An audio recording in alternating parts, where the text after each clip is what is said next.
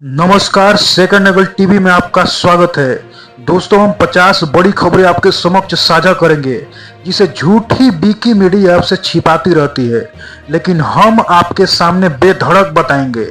फिर भी बहुत सारे भाई ऐसे हैं जो लाइक और सब्सक्राइब नहीं करेंगे। खैर छोड़िए, बढ़ते हैं सुर्खियों की तरफ। पहली खबर है, कंडोम पर जीएसटी हटाने के लिए गिड़गिड़ाता रहा पाकिस्तान, लेकिन आईएमएफ ने एक भी नहीं सुनी उसकी और उसे बता दिया कि भाई तुम जाओ घर, जीएसटी नहीं हटेगी। कौन था उस्मान हादी जिसकी मौत से फिर जल उठा बांग्लादेश? खूब लगे भारत विरोधी नारे, प्रदर्शन धीरे धीरे हिंसक होते चले गए। दक्षिण पश्चिम शहर राजशाही में प्रदर्शनकारियों ने भारतीय राजनयिक कार्यालय की ओर मार्च करने की कोशिश की, हालांकि पुलिस ने उन्हें रोक दिया। भाजपा पर भड़के उमर अब्दुल्ला, उन्होंने कहा मैं हरियाणा जाकर किसी हिंदू महिला की घूंघट उठा दूं तो क्या होगा, मेरे पर बवाल खड़ा हो जाएगा। मुस्लिम थे भगवान राम, ममता बनर्जी के विधायक के बिगड़े बोल, भड़क उठी भाजपा। ममता बनर्जी की पार्टी के विधायक मदन मित्रा ने भगवान राम को लेकर विवादास्पद टिप्पणी कर दी है। सपा सांसद ने प्रदूषण के पीछे शवों को जलाने और होलिका दहन को ठहराया जिम्मेदार, गिरिराज भड़क गए। वायु प्रदूषण पर सपा सांसद आरके चौधरी का कहना है कि पूरे देश में लाशें जलाई जाती हैं, जिससे कार्बन डाइऑक्साइड, कार्बन मोनोऑक्साइड निकलती रहती है, जिसके कारण प्रदूषण होता रहता है, लेकिन उस पर गिरिराज भड़क चुके हैं। 24 घंटे के अंदर छोड़ो हमारा देश, असम ने 15 को क्यों थमाया अल्टीमेटम? कौन है ये लोग? 1950 के एक्ट का हवाला देते हुए इन आदेशों में इन 15 लोगों को 24 घंटे के अंदर असम धुबरी श्रीभूमि साउथ सालमारा मनकचार रास्ते से भारत के इलाके से खुद को हटाने का निर्देश दिया गया है, जिसका मतलब है कि उन्हें बांग्लादेश भेजा जाएगा। लोकसभा के बाद राज्यसभा में भी पारित हुआ जी राम जी बिल, विपक्ष के वॉकआउट के बीच ध्वनि मत से पास। दूसरे समुदाय में शादी की तो नहीं दिया बेटी को हिस्सा, सुप्रीम कोर्ट ने भी दिया पिता का साथ। कौन है परेश बरुआ जिसे चीन से निकाल ढाका में बसाना चाहता है पाकिस्तान? पूर्वोत्तर भारत को खतरा हो सकता है इससे। बांग्लादेश में राजनीतिक बदलाव ने पूर्वोत्तर भारत के लिए नई सुरक्षा चिंताएं पैदा की है। आईएसआई और मोहम्मद यूनिस की सरकार मिलकर परेश बरुआ जैसे उग्रवादियों को पुनर्जीवित करने की कोशिश कर रहे हैं, जो भारत के लिए गंभीर खतरा बन सकता है। कर्नाटक में सीएम बदलने की अटकलें तेज हो चुकी है। डिनर टेबल पर मिले 30 से ज्यादा विधायक। यूपी में भयंकर ठंड पड़ रही है, कई जिलों में स्कूल बंद पड़ा हुआ है। 35 जिलों के लिए मौसम विभाग का अलर्ट भी जारी हुआ है। बिहार में भूमिहार ब्राह्मण पर छिड़ गई है बहस, स्वर्ण आयोग में एक राय नहीं, क्या करेगी नीतीश सरकार? बिहार में भूमिहार ब्राह्मण पर बहस छिड़ी हुई है। भूमिहारों ने नीतीश सरकार से अपनी जाति का नाम पुराने दस्तावेजों के आधार पर सरकारी रिकॉर्ड में भूमिहार ब्राह्मण किए जाने की मांग की है। बिहार में घने कोहरे ने रोकी जिंदगी की रफ्तार, ट्रेनें लेट चल रही है, फ्लाइट रद्द हो रहा है। 24 घंटे में 7 लोगों की मौत भी हो चुकी है। पटना झारखंड सहित 5 हाईकोर्ट को मिलेंगे नए chief justice, supreme court collegium ने की सिफारिश। बिहार पुलिस बहाली में दलाली का आरोप लगने के बाद जेजेडी प्रवक्ता पद से हटाए गए संतोष रेणु को पार्टी चीफ तेज प्रताप यादव ने लीगल नोटिस भेज दिया है। वहीं संतोष रेणु यादव ने भी तेज प्रताप की पार्टी छोड़ दी है। बिहार में फाइनेंस कंपनियों पर ईओयू कसेगा नकेल, सामूहिक आत्महत्या के बाद हरकत में सरकार, मुजफ्फरपुर जिले में सकरा में पिता और 3 बच्चियां के सुसाइड के मामले के बाद बिहार सरकार हरकत में आ गई है। नीतीश कुमार के हिजाब खींचने पर पाकिस्तान क्या बोला? दूसरे देश में विवाद पर चर्चा। कांग्रेस के वरिष्ठ नेता राजू नायर ने गुरुवार को बिहार के मुजफ्फरपुर जिले की एक स्थानीय अदालत में मुख्यमंत्री नीतीश कुमार और उत्तर प्रदेश के मंत्री संजय निषाद के खिलाफ शिकायत दर्ज कराई। छपरा में 21 दिसंबर तक स्कूलों की छुट्टी, पटना में बदली टाइमिंग। बिहार में कोल्ड अटैक हो चुका है। बिहार में ठंड और शीतलहर के बढ़ते प्रकोप को देखते हुए और स्कूलों में छुट्टी शुरू हो गई है। मात्र 1800 में नप गए बेगूसराय के जिला कल्याण पदाधिकारी और नाजिर अब जाएंगे जेल। निगरानी की टीम घूसखोर जिला कल्याणपुर अधिकारी और नाजिर को सर्किट हाउस ले गई, जहां सारी प्रक्रिया पूरी करने के बाद पटना ले जाया जा रहा है। नौकरी बहाल होते बदले डिसमिस महिला सिपाही के तेवर। शादी के फोटो लेकर पति पहुंचा एसएसपी ऑफिस। देव भारती ने बताया कि 2022 में उसने बर्खास्त चल रही महिला सिपाही के साथ शादी की थी। उसका पति गुजर चुका था, इस वजह से देव ने उसे सहारा देने के लिए अपना लिया था, लेकिन अब तो वो महिला उसे भाव नहीं दे रही है। सीएम नीतीश राजगीर महोत्सव करेंगे उद्घाटन। राउज एनयू कोर्ट में राबड़ी की अर्जी पर फैसला आज होगा।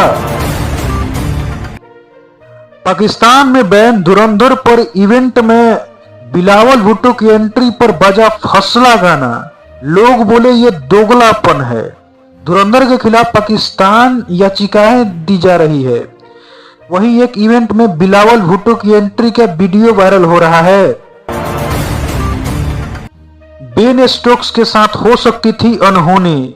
11 साल पहले ऐसे ही एक बॉल ने ले ली थी फिल ह्यूज की जान। पटना झारखंड सहित 5 हाई कोर्ट को मिलेंगे नए chief justice. Supreme court collegium ने की है सिफारिश। बेटे को मरने देने की अर्जी लेकर सुप्रीम कोर्ट पहुंचे पिता। केस देखकर जज दुखी हुए, खुद करेंगे मुलाकात उनसे। रतले हाइड्रो प्रोजेक्ट में काम कर रहे हैं 29 आतंकवादी। जम्मू कश्मीर पुलिस ने चिट्ठी लिखकर चेताया। लंदन में बर्थडे मना रहे हैं विजय माल्या। इधर ईडी ने किंगफिशर के कर्मचारियों के 312 करोड़ लौटाए। साइकिल से लंबोर्गिनी और बीएमडब्ल्यू क्रूज पर शादी। यूपी के यूट्यूबर अनुराग आ चुका है ईडी के निशाने पर। हादी के हथियारों को भारत से लाओ वरना पूरे बांग्लादेश को। इंकलाब मंच की यूनुस सरकार को खुली चेतावनी। सिंगापुर जनरल अस्पताल में 6 दिन जीवन मृत्यु से जूझने के बाद 18 दिसंबर की रात हादी ने दम तोड़ दिया। बाद में इंकलाब मंच ने फेसबुक पोस्ट में उसकी मौत की पुष्टि करते हुए उनसे शहीद करार दिया। बांग्लादेश में भारत के राजनयिक दफ्तर पर हमला। उस्मान हादी की मौत के बाद भड़क चुकी है आग। लोकसभा में वंदे मातरम पर घमासान। टीएमसी का हमला, भाजपा का तीखा पलटावार। लोकसभा में वंदे मातरम पर चर्चा के दौरान टीएमसी ने भाजपा पर बंगाल चुनाव का फायदा उठाने के लिए राष्ट्रगीत का इस्तेमाल करने का आरोप लगाया। ईवीएम का पहली बार इस्तेमाल 2004 में हुआ था जब कांग्रेस जीती थी। अमित शाह का राहुल गांधी पर पलटावार। लोकसभा में अमित शाह ने कहा कि सरकार चर्चा से नहीं भागती। उन्होंने चुनाव आयोग को एक स्वतंत्र संस्था बनाया। शाह ने सदन में विभिन्न मुद्दों पर अपनी बात रखी और सरकार की नीतियों का समर्थन भी किया। अच्छे कामों का श्रेय नेहरू को दिया जाता है तो फिर गलत निर्णयों के लिए बोस और टैगोर को गलत क्यों ठहराया जाता है? वंदे मातरम पर चर्चा के दौरान जेपी नड्डा ने ये सारे बोले। जेपी नड्डा ने वंदे मातरम पर चर्चा के दौरान कहा कि अगर अच्छे कामों का श्रेय नेहरू को जाता है तो गलत निर्णयों के लिए उन्हें ही जिम्मेदार ठहराया जाएगा। उन्होंने विभिन्न ऐतिहासिक संदर्भों पर अपनी राय व्यक्त की और राजनीतिक दृष्टिकोण प्रस्तुत किया। उड़ीसा में कांग्रेस नेता की चिट्ठी से मचा सियासी भूचाल, भाजपा का राहुल गांधी पर निशाना। उड़ीसा कांग्रेस नेता मोहम्मद मुकीम के सोनिया गांधी को लिखे पत्र में राहुल गांधी पर उठाए गए सवालों को भाजपा ने लपक लिया है। भाजपा प्रवक्ता प्रेम शुक्ल ने कहा कि कांग्रेस अपने नेतृत्व के कारण हार रही है। उन्होंने ममता बनर्जी को तुष्टीकरण से बाहर आने की चेतावनी दी और संदेश खाली के आरोप से बचाने की कोशिश न करने की भी सलाह दी। प्रधानमंत्री सब काम गलत करते हैं, ये गलत बात है, ये धारणा गलत है। कांग्रेस के पूर्व नेता का बड़ा बयान आया है। कांग्रेस के एक पूर्व नेता ने बड़ा बयान दिया है, प्रधानमंत्री काम गलत करते हैं, ये धारणा गलत है। उनके इस बयान से राजनीतिक गलियारों में चर्चा शुरू हो गई है। उन्होंने प्रधानमंत्री के कुछ कार्यों का समर्थन किया है और कहा है कि हर काम को गलत ठहराना सही नहीं है। शर्म करो ममता, मेसी के कार्यक्रम में अराजकता पर शुभेंदु अधिकारी का हमला, मांगा इस्तीफा। कलकत्ता के सॉल्ट लेक स्टेडियम में लियोन मेसी के सम्मान समारोह में अराजकता पर शुभेंदु अधिकारी ने ममता बनर्जी पर हमला बोला। उन्होंने राज्य सरकार पर कुप्रबंधन का आरोप लगाया और इस्तीफे की मांग की। पीएम मोदी के खिलाफ अपमानजनक नारेबाजी पर घमासान, भाजपा का हमला, कांग्रेस ने किया किनारा। पीएम मोदी के खिलाफ अपमानजनक नारेबाजी को लेकर राजनीतिक घमासान छिड़ गया है। भाजपा ने इस मुद्दे पर कांग्रेस पर हमला बोला है, जबकि कांग्रेस ने खुद को इस घटना से अलग कर दिया है। नारेबाजी की घटना की निंदा की जा रही है और राजनीतिक आरोप प्रत्यारोप का दौर जारी है। पीएम मोदी को अपशब्द कहने पर संसद में हंगामा मच चुका है। जेपी नड्डा ने बोला है, राहुल सोनिया को माफी मांगना होगा। दिल्ली के रामलीला मैदान में कांग्रेस की रैली के दौरान प्रधानमंत्री नरेंद्र मोदी के खिलाफ विवादित नारों को लेकर संसद में हंगामा हुआ। बीजेपी अध्यक्ष जेपी नड्डा और केंद्रीय मंत्री किरेन रिजिजू ने इस मुद्दे को उठाते हुए सोनिया गांधी और राहुल गांधी से माफी की मांग की। कांग्रेस नेता सुरजेवाला की बैलेट पेपर वाली बात पर बीजेपी ने किया पलटावार। ईवीएम पर सवाल पर केंद्रीय मंत्री की दो टूक।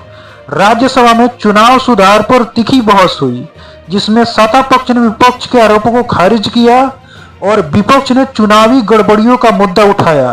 कांग्रेस नेता सुरजेवाला ने बैलेट पेपर से चुनाव कराने की मांग की, जबकि कानून मंत्री मेघवाल ने विपक्ष पर दोहरा रवैया अपनाने का आरोप लगाया। अपने ही सरकार को घिरते देख सांसद ने वापस ले लिया सवाल। राज्यसभा में मचा हंगामा। राज्यसभा में तृणमूल सांसद सागिरकिस घोष द्वारा राज्यों में बढ़ते कर्ज में संबंधित सवालों को अंतिम समय में वापस लेने पर हंगामा हुआ। नेशनल हेराल्ड परेशान करने के लिए इस्तीफा दे पीएम मोदी, खड़गे का पलटावार। कांग्रेस अध्यक्ष मल्लिकार्जुन खड़गे ने नेशनल हेराल्ड मामले में गांधी परिवार का बचाव करते हुए कहा कि यह केस सिर्फ उन्हें परेशान करने के लिए है। खड़गे ने आरोप लगाया कि सरकार राजनीतिक बदले की भावना से काम कर रही है। उन्होंने कहा कि इस केस में कोई एफआईआर नहीं है और आरोपों का कोई आधार भी नहीं है। लात घूसों से पत्नी करती रही पिटाई, गिड़गिड़ाता रहा पति। आप बीती सुन, पुलिस भी हैरान है। सोशल मीडिया पर एक वीडियो तेजी से वायरल हो रहा है, जहां एक पत्नी लगातार पति की धुलाई कर रही है। 30 वर्षीय रेलवे कर्मचारी लोकेश ने बताया कि उसकी पत्नी हर्षिता रायकर ने कई मौके पर उसकी पिटाई की है। यूपी में लखपति दीदियां बनेंगी करोड़पति। यूपीएस आरएलएम द्वारा होंगे बड़े बड़े प्रयास।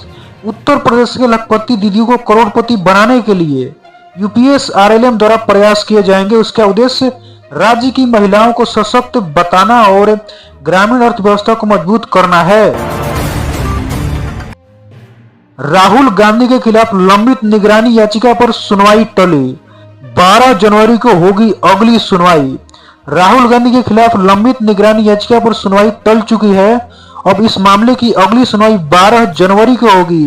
किसी भी विपक्षी के उपस्थित न होने पर अदालत ने इस सुनवाई को आगे बढ़ा दिया है।